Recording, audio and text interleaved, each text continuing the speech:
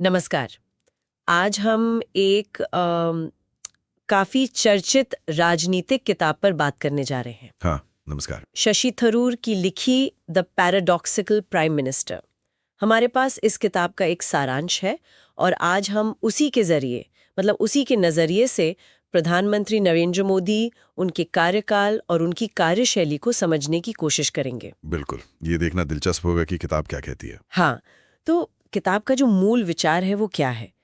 लेखक शशि थरूर मोदी को एक विरोधाभासी नेता कह रहे हैं। हाँ, पैराडॉक्सिकल लीडर, ये अपने आप में एक बड़ा स्टेटमेंट है। बिल्कुल। तो ये विरोधाभास हैं क्या? किन विरोधाभासों की बात हो रही है? चलिए जरा इसको खोलते हैं, इस विश्लेषण को। हाँ हाँ, देखते हैं। और देखिए, यहाँ हमारा इरादा एकदम साफ है। हम सिर्फ इस किताब में जो तर्क और आलोचनाएं हैं, जैसा सारांश में दिया गया है, उनको समझने की कोशिश कर रहे हैं। सही बात है। हम सिर्फ किताब के दृष्टिकोण को सामने रख रहे हैं, कोई निजी पक्ष नहीं। बिल्कुल। तो शुरुआत करते हैं प्रधानमंत्री मोदी के व्यक्तित्व और उनकी पब्लिक इमेज से। सारांश क्या कहता है इस बारे में?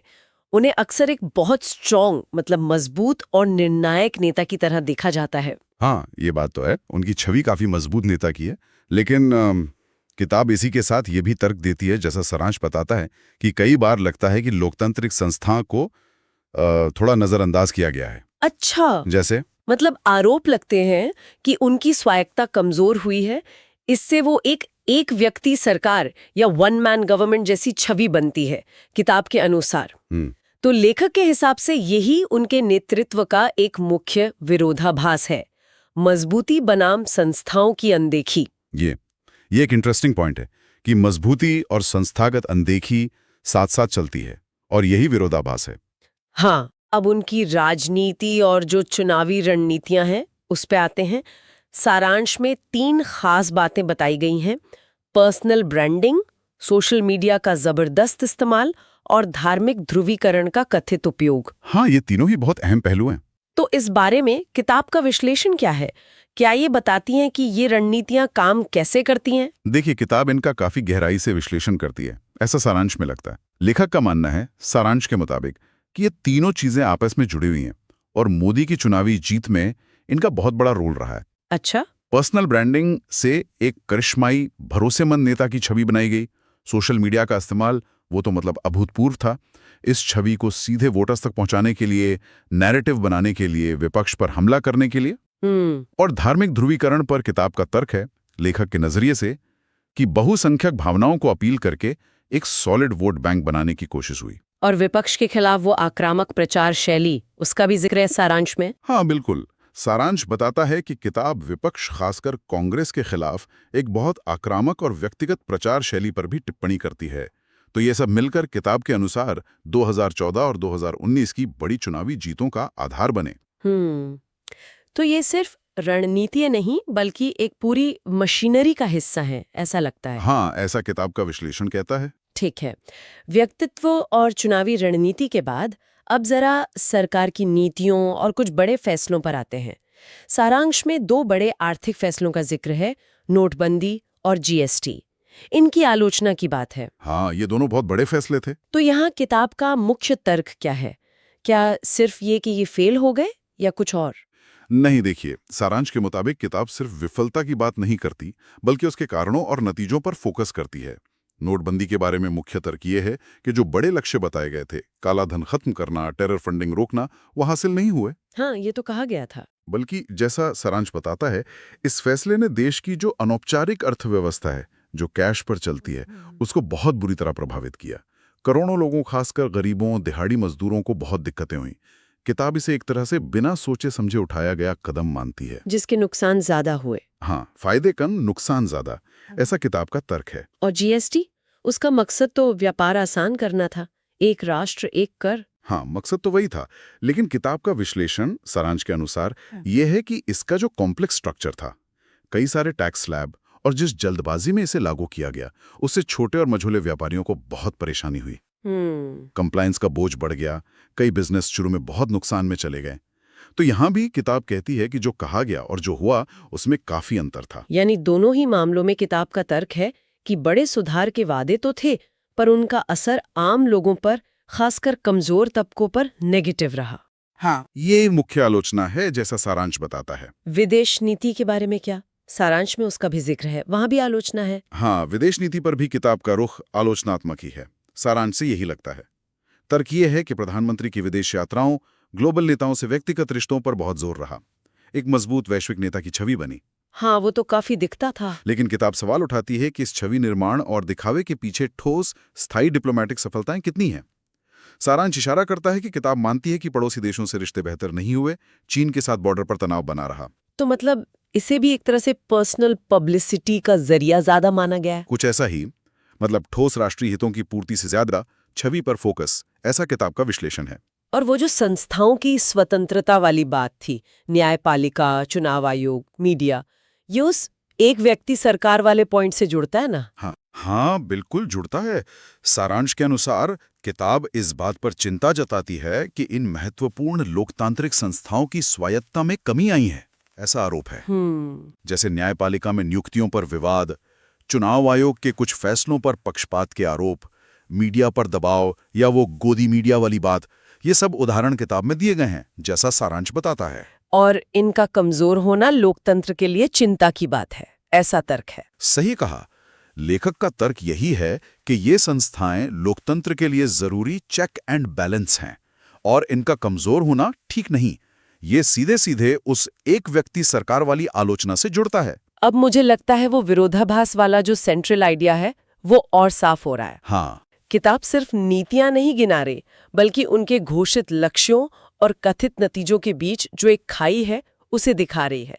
सारांश में कुछ और ठोस उदाहरण भी थे, उनको देखते हैं जरा। हाँ, बिल्कुल। पहला, एक तरफ नए भारत का सपना, विकास का वादा, दूसरी तरफ किताब के अनुसार समाज में धार्मिक असहिष्णुता, मॉब वायलेंस, विभाजनकारी बातें बढ़ी, तो विकास और सामाजिक सद्भाव में एक तनाव। ये एक बड़ा विरोधाभास बताया गया है।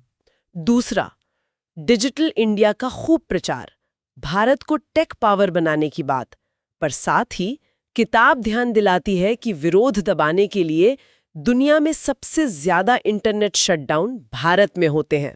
हाँ, ये भी एक अजीब सी स्थिति है, तकनीक सशक्तिकरण के लिए या नियंत्रण के लिए। तीसरा, सरकार लगातार गरीबी हटाने और सबका साथ सबका विकास की बात करती है, लेकिन सारांश बताता है कि किताब कुछ आर्थिक आंकड़ों के हवाले से दावा करती है कि असल में आर्थिक असमानता यानी अमीर गरीब का फासला इस दौरान बढ़ा है। बिल्कुल, समावेशी विकास का दावा बनाम बढ़ती असमानता, ये भी एक विरोधाभास है जिस पर किताब फोकस करती है। हाँ, आपने बिल्कुल सही तरीके से इन विरोधाभासों को सामने रखा। किताब इन्हीं उदाहरणों से अपनी मुख्य बात को मजबूत करती है कि प्रधानमंत्री मोदी का कार्यकाल विरोधाभासों से भरा है। लेखक का सेंट्रल आर्ग्यूमेंट यही है कि जो कहा जाता है और जो जमीन पर दिखता है उसमें अक्सर एक बड़ा गैप है, और ये समझना बहुत जरूरी है। जैसा सारांश बार बार कहता है कि ये पूरा विश्लेषण लेखक शशि थरूर का नजरिया है। हाँ, वो अपने तर्कों के लिए पब्लिक में मौजूद फैक्ट्स, भाषणों, सरकारी आंकड़ों, मीडिया रिपोर्ट्स का हवाला देते हैं। बिल्कुल, वो अपने पॉइंट्स को सब्सटैंशिएट करने की कोशिश करते हैं इन सब के जरिए। और ये भी ध्यान रखना होगा, जैसा सारांश में था, कि लेखक खुद कांग्रेस के वरिष्ठ नेता हैं, तो किताब में एक स्वाभाविक कांग्रेस समर्थक झुकाव हो सकता है। हाँ, ये बात महत्वपूर्ण है। सारांश इस बिंदु को मानता है, लेकिन साथ ही ये भी कहता है कि किताब अपने विश्लेषण को तर्कों, तथ्यों और उदाहरणों पर आधारित होने का दावा करती है, सिर्फ राजनीतिक विरोध पर नहीं। तो पढ़ने वाले को इस बैकग्राउंड को ध्यान में रखकर ही किताब को देखना चाहिए। सही है। तो अगर हम इस पूरी चर्चा को समेटें, तो ये किताब, जैसा सारांश से लगता है, प्रधानमंत्री नरेंद्र मोदी के शासनकाल की एक डिटेल्ड और काफी आलोचनात्मक समीक्षा है। हाँ, क्रिटिकल रिव्यू कह सकते हैं। इसका मकसद सिर्फ कमियां बताना नहीं, बल्कि शासन की जो जटिलताएं हैं, जो अंतर्विरोध हैं, जो विरोधाभास लेखक को दिखते हैं, उनको उजागर करना है। आपने एकदम सही संक्षेप किया है। इसे एक राजनीतिक विश्लेषणात्मक पुस्तक ही मानना चाहिए। जो लोग भारतीय राजनीति में रुचि रखते हैं, खासकर आज के दौर की सत्ता और नेतृत्व को समझना चाहते हैं, उनके लिए किताब एक खास पर्सपेक्टिव देती है। हाँ, सत्ताधारी नेतृत्व की एक आलोचनात्मक पड़ताल, बिल्कुल, जो उन तर्कों, उदाहरणों और विरोधाभासों पर आधारित है जो लेखक ने उठाए हैं। ये उस दौर की राजनीति को समझने के कई नजरियों में से एक अहम नजरिया है। तो इस पूरी बातचीत से टेकअवे क्या है? आज हमने शशि थरूर की किताब द पैराडॉक्सिकल प्राइम मिनिस्टर के सारांश के जरिए प्रधानमंत्री मोदी के कार्यकाल के एक खास आलोचनात्मक विश्लेषण को समझा।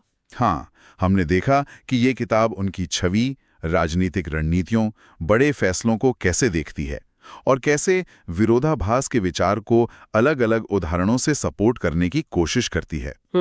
यहाँ सबसे जरूरी बात यह है कि ये पुस्तक लेखक के नजरिए से मोदी सरकार के कामकाज में जो कथित जटिलताएं और विसंगतियां हैं, उनका विश्लेषण करने की एक कोशिश है, जिसके लिए नोटबंदी, जीएसटी, विदेश नीति, संस्थाओं की स्थिति, सामाजिक ध्रुवीकरण जैसे उदाहरण इस्तेमाल किए गए हैं। हाँ, लेखक का विश्लेषण सरकार की एक सीधी सरल प्रगति की कहानी को चैलेंज करता है और उन अंतर्विरोधों पर रोशनी डालता है जिन्हें वो अहम मानते हैं। जाहिर है ये किसी भी राजनीतिक नेतृत्व के विश्लेषण का एक एंगल है, पूरा सच नहीं। बिल्कुल। और अब जाते जाते एक विचार सबके सोचने के लिए छोड़ जाते हैं। हाँ, जरूर। ये किताब प्रधानमंत्री को विरोधाभासी कहती है और अपने तर्क देती है। लेकिन अगर हम इस किताब से थोड़ा हटकर सोचें तो क्या ये ज्यादा आम बात नहीं है? क्या ऐसा नहीं होता कि कोई भी नेता, खासकर जो लंबे समय तक सत्ता में रहे, जिसका असर गहरा हो, उसे जब अलग अलग नजरियों से, अलग अलग समय पर या अलग अलग पॉलिसी एरिया में देखा जाए तो उसके कामों में विरोधाभास दिखे? ये एक बहुत अच्छा सवाल है। क्या सफल और प्रभावशाली नेतृत्व की प्रकृति में ही विरोधाभास छुपा होता है? हाँ, क्या ये लीडरशिप का एक इनहेरेंट पार्ट है? ये एक दिलचस्प सवाल है जिस पर सोचा जा सकता है।